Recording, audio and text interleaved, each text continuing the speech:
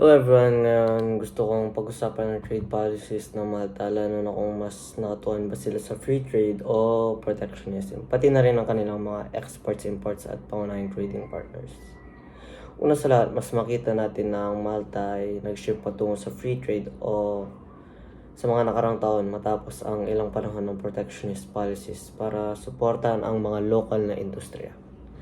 Nagdesisyon ang mga Maltese na yakapin ang mas open market approach, lalo na nung sumali sila sa European Union noong 2004. Ang pagiging bahagi ng EU ay nagbigay daan sa Malta na makilahok sa European Single Market, kung saan maraming barriers ang tinanggal at pinadali ang kalakalan sa ibang bansa ng EU. Ang mas political parties sa Malta ay sumusuporta sa free trade, kaya makikita talaga na mas pinapaboran nila ang pagbawas ng protectionist measures.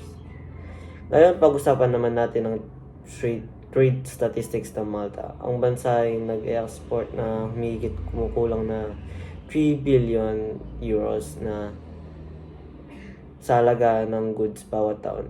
Kabilang dito ang machinery, electronics at pharmaceuticals. Mga industriya na kung saan sila meron competitive edge. Ang Malta, sa kabilang banda, ang kanilang imports ay umaabot sa halos 4 billion euros kada taon.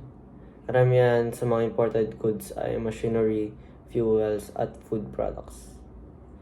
Pagdating naman sa mga trading partners, pangunahing nakipagkalakalan ang Malta sa ibang bansa ng EU dahil sa kanilang membership sa single market. Kaya naman ang EU ang pinakamalaking trading bloc para sa Malta.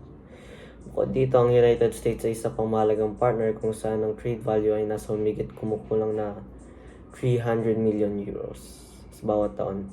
Mayroon din iba pang notable partners tulad ng China at iba pang bansa sa Mediterranean. Sa kabuuan, makikita natin na mas nakatuon ang Malta sa free trade policies habang nakikinabang mula sa kanilang pagiging bahagi ng EU.